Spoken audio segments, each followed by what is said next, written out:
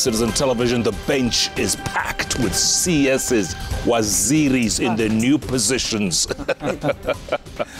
From the far end, Moses Kuria, the new CS for Trade, Investment and Industry.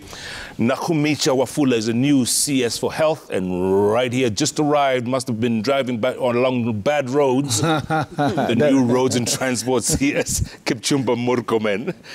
Oh, you were used to the show starting late, isn't it? No, not really. I was still working. In fact, working? Yeah, I was still working. If it was not because of respecting this show and the people of Kenya who are waiting to listen, to hear what I'm going to say, I would not have paused what I was doing to be able to come here.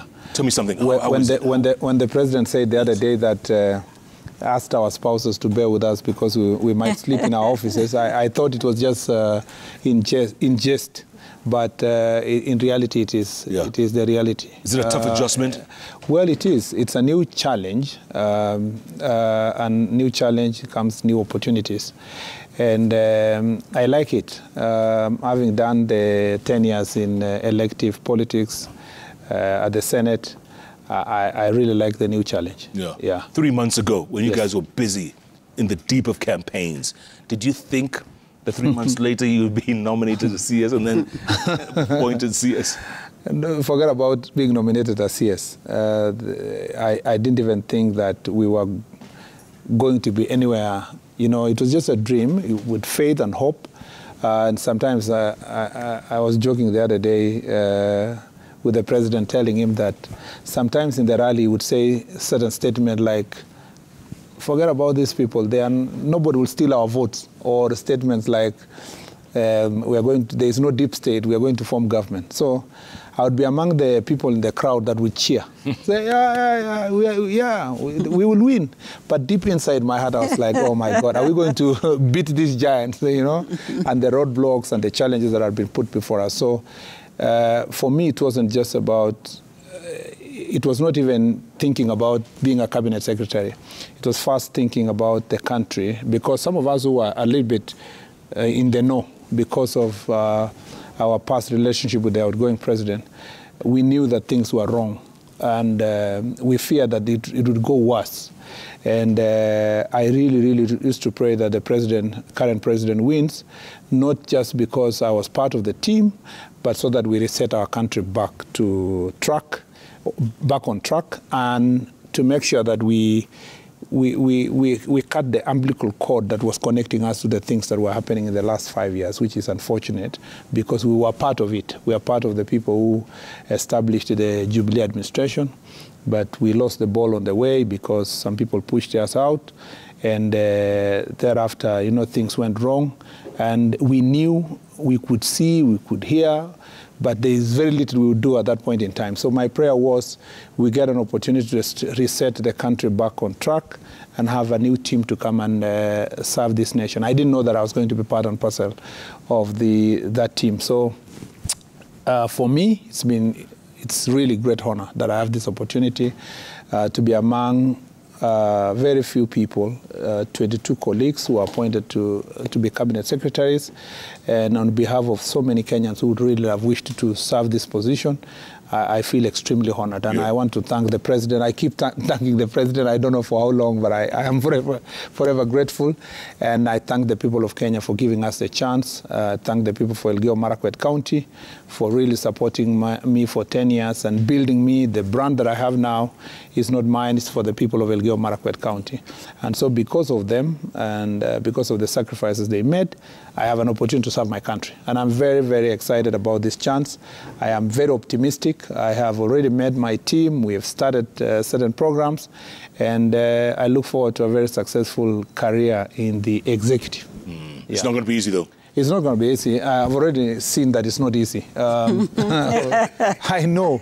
We are inheriting, for example, 140 billion pending bills that must first be paid for all these pending roads to be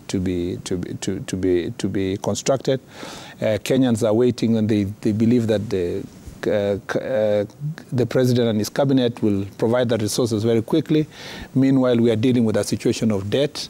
We are talking only about pending bills of 140. We are not even talking about, after paying the pending bills, what happens to the money for constructing the remaining resources. We have, after paying these pending bills, we still have a commitment of another over 700 billion to complete the committed projects where contracts have been signed. We have other challenges, particularly when we used to talk about also state capture. Again, let me say this. I used to think that we were actually using very flowery language to describe situation in the country, but I'm shocked. I don't know about the sector of my colleagues, what they have discovered, but in my ministry, I think that is where the captain of state capture was living. Just the other day, I've just seen there's a contract that was signed at the port of Mombasa, where the container terminal 2, worth about constructed with about resources of 70 billion, was signed off to a private entity, a partner company, where Kenyan company, government company plus a private company, which also almost 47% of the shareholding, was handed over that asset for nothing, for free, and told, now go here and manage it, without any meaningful consideration on the part of the government. I have seen other concessions given in relation to the port or to the internal container terminals. I mean, all these things. I mean, you don't even need to scratch. You just look at it and then you see it. So I'm wondering when, by the time I'm reaching 2 months and we are scratching the surface, how much must have happened? So I have a duty to work towards leading my team to move forward and solve many problems that are in the sector, both in the transport and roads department. But at the same time, I have a duty to correct to the best of our ability the things that happened in the past. And I am lucky. I'm really lucky, especially for the situation of the port, that you have Kenyans who are patriotic. I tell you, the board of management of the port, plus the management itself, resisted completely the issue of takeover of the city container terminal. And they documented it in a lot of documents. And I am very happy that they are still there. And now working with us to see how can you reverse this situation. And I want to say, because sometimes when I was on the other side of politics, it is easy to condemn and accuse of public servants. But I want to say, so many of the people at the management of the Kenya Ports Authority did a fantastic job to resist the old issues, including even the Kenya Railways Board and so forth. So I have the benefit of having a trail of information that is well documented by patriots who are able to show us that this is where we are. We were waiting for the right government to come to office so that we can correct all this mess that is in place. I see you nodding your head, Nakumisha. Are you finding the same way at the Health Ministry? Yeah. I'm agreeing with my colleague here that the last 2 days I have been meeting my teams. And if you look at what they have been able to document in terms of policies of what needs to happen, it's quite good. So we have very good technical teams working for this government. So what was missing and what now needs to happen is people with the muscle, people with the energy to implement the good things that have already been documented. And that's why I was largely agreeing with him that I've also found very good documentation. So now it's time for flying with what was prepared. But it's not going to be easy, right? Of course not. Not easy. And that is why it wasn't done, because it wasn't easy. So now it needs the muscle. And I want to thank our president, because he has demonstrated that he has the energy to move forward. And that is exactly what we need. That now there's another version of Kenya, and we are going to move along with it. Mr. Kuria, there's someone who responded to what you said earlier on. You're saying Bangladesh has, 5 million job workers in the cotton industry, right? Yeah. 5 million. Yes. Over there, energy is very cheap. Yes. Here is very expensive. True. Yes, that's also true. And this is a conversation I'm having with my colleague Davis about the cost of energy. Generally, for everybody, the cost of energy is high. Oh, stand by, Mheshimiwa. I think there's something wrong with your mic. Should I what? I think there's something wrong. Either you switched it off or... Are you sure it's not the one you gave to Murkomen? See, it was off. No. Yeah. Okay. Say something. You know, in the old days, yeah. we knew Moses the troublemaker. And now? No, now that he's a peacemaker, he can even afford to switch off a microphone. So sorry, yes. Jeff, you're asking about the cost of energy. Correct. It's true, the cost of energy is high. It's high for individuals, for households, for consumers. But you can imagine now it's even worse for manufacturers. And that's a conversation we're having with my good friend, Davis Churchill. How are we approaching it? In Naivasha, for example, in the Naivasha Industrial Park, we have already gazetted a cheaper tariff for textile manufacturers at 5 US cents, so that you can be able to give impetus to people who want to do manufacturing there. We have got the other side of Orkaria in Naivasha, where jointly with Kengen we are going to develop another special economic zone for textile as well. So we need to continue having this conversation. But let me tell you something, and I've challenged my friend David Churchill. We need to ask ourselves, with the gift God has given us of geothermal and wind and solar, that is our oil. That's our equivalent of oil. So I do not see a reason why we should not be able to give every Kenyan, not just manufacturers, cheaper power tariffs. Number two, we're having this conversation about how do we also enable our manufacturers to enjoy the night tariff. Instead of all that energy going to waste, we have a meaningful incentive in terms of the tariff, so that we can have not only cheaper manufacturing, but also a 24-hour economy, which is good for our people. So we'll do these things. It's going to happen. It will happen. It will happen. For sure it will happen.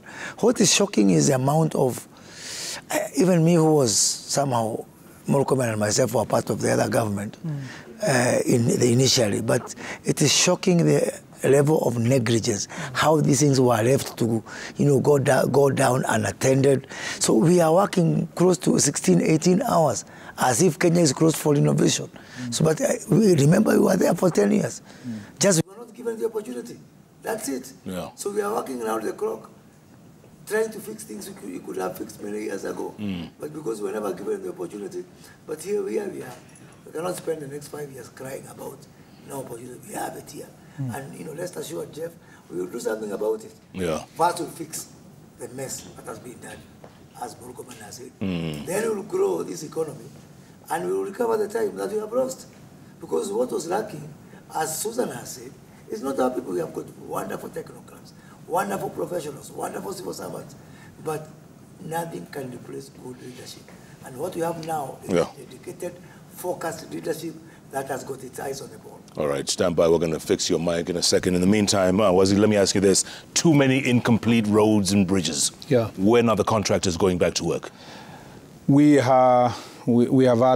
established a framework of, I don't want to say much because it's at the inception stage, but we've established a framework of reorganizing the resources to be able to maybe issue a bond. We're having conversation that is focusing on the local contractors and also focusing on contractors that have come from other countries. And we want to see how we can raise fast maybe the 140 billion, near 140 billion that is the pending bill, and maybe an equivalent amount to make it about 300, so that when we clear the pending bills, we're able to do to tell the contractors to go to the field, and for the next 7 or 8 months, the work is going on. Remember that most of these machines have been stopped working. Many people who have been employed in these projects have stopped working. The contractors are also under pressure from their banks. So if we do that, it will assist in improving the ability of the contractors to do the work. I think the outgoing government was ambitious, whether it was intentional or not, and committed, in fact, the last 2 months before they left, a lot of to new projects and large and huge projects that are very expensive. So it's up to us now to sit down and ensure that these projects continue being constructed in phases. But we have agreed with our team that at most, this work must be completed in 3 to 4 years. But the ones that are half done, a quarter done, almost done, maybe 3/4 done. We want to complete them within the next 1 year so that then, these roads can be passable. Of course, we are constructing these roads. We want to complete existing projects. There will be need to construct a few roads that are maybe critical, but also it's important to note that we will continue with the work that we are doing in maintenance, and we have safeguarded the resources that were for maintenance to continue maintaining our roads in good time. My idea is that maintenance resources have been there, but the problem is that it's not been applied to maintain. We maintain when already the road has been dilapidated to the extent that you have a problem, maintenance like construction.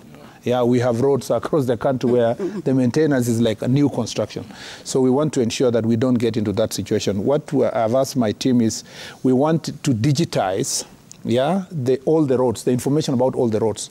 We know that this contractor is on this road. This contractor is the one that is maintaining this road. We will also know the stage of this road. If we do that so that at a click of a button, at my office and the office of the agencies, and even any person who wants to access, we should be able to know road X to Y was last maintained this particular period, the contractor was maintaining was so and so, and then if we have an issue raised by the people of Kenya or the oversight entities, then we know this is the contractor that's not doing a good job. That way we will move some. So I have met I met yesterday with the chair of the local contractors. We met with our team continuously, as I have told you. We are, like Moses is telling you, we work inside our offices and outside our offices. We even carry work home. We are now reading like never before. It reminds me of my past life when I used to teach. So we are taking home homework to make sure that we read a number of documents. But I've told them, give us the next 2 months, we should be able to return a good number of the contractors back to work. Now, are there plans to revive universal healthcare for all? It's not plans to revive, but it's ongoing. And what Kenyans need to know is that universal health coverage is not an event. It is something that we'll achieve progressively. So there are those milestones that we have to keep looking at in order for us to achieve that. And for us to check ourselves in terms of are we on the right track, then is ensuring that people have access to affordable and quality healthcare without suffering from poverty. I think many Kenyans right now, once you hear that a member of your family has been diagnosed with cancer, you start knowing that in terms of finances, you are not going to be at the same level where you were. People have sold their farms. People have sold their livestock to take care of patients with cancer, and they don't end up with very good outcomes. So in terms of achievement, then we are working progressively towards that. And as I said earlier, many policies, many documents have been prepared. Now it is the commitment in terms of implementing what they have said for us to be able to achieve that universal health coverage. Yeah. NHIF is a very good idea, very good model. Yes. Are there plans to make it even better, to revamp it and make it stronger? Of course, yes. And we all know right now, NHIF registration is mandatory. So for me, is to ask Kenyans that we register ourselves. Those with any form of income, let them prioritize their health, because eventually they'll have to pay for it much, much more. But again, it's good for Kenyans to know that so far the government had already prioritized, and we had about 1 million indigent families, those that are very poor, that cannot afford it, that had already been registered. If you look at 1 million, working with an average family of 5 people, that means we already have 5 million Kenyans registered. Our plan is to move the 1 million to 5 million progressively. So from where I sit in my leadership, we're going to do more of RRI's Rapid Results Initiative to ensure that we are registering people on the NHIF. And with the principle of insurance is that the more we register, then the better for everyone else. Yeah. Moses Kuria, you remember Kirinyaga Road containers? Remember? Yeah. That was stopped. Any plans to revive that? Any plans to bring that back? I think this problem is past. I think it's been resolved partially now. And from Murkomen space within which we were able to provide some temporary relief for these containers. The biggest problem that Kirinyaga Road and all those people are suffering from is, I think it's a problem I want to ask my friend Murkomen to help me, because his Chinese comes here to make the roads, and then after making the roads, they become hawkers in Kirinyaga Road. Of toothpicks and all that. You know? So I don't know how to maneuver about it. First of all, I'm going to pray about it. Yeah? But it is a problem that we have to resolve, because they get quite an unfair advantage. When you have someone who is going to their factory in China, and instead of leaving it to the Murkomens and the Nakumijas of this country to now do the trading part of it, they go to the retail. And it's something I'm very much concerned about. It's something I want to talk to my good friend Governor Mutua, the CS for Foreign Affairs, to see, without disrupting our foreign relations with other countries, how are we also able to protect our people and make sure that our people are not being, treated unfairly. I think there must be some level of fairness here. So, because I'm sure that Murkomen is going to revive the roads project, I would really respectfully, even begging, ask the Chinese to stick there. So that, they don't compete with my Nyamakema traders, with my Kirinyaga traders, all that, because that's a big issue. Second thing is, some of those people some of the policies that the other government was putting in place, especially on issues of counterfeit, we have to review that and ask ourselves, in whose benefit is that? And how can our people, how do you bring some product all the way from China, only for you to, they're inspected in China, only for them to get here, and then you're told when they are here, they are not legit. Because, and that's why I'm saying, because it's not for free. We are paying lots and lots of money for inspection. Up to 6% of the custom value of these goods is being paid to Chinese companies, to companies out there for inspection. And we know very well, when they come here, then they are also condemned when they are here.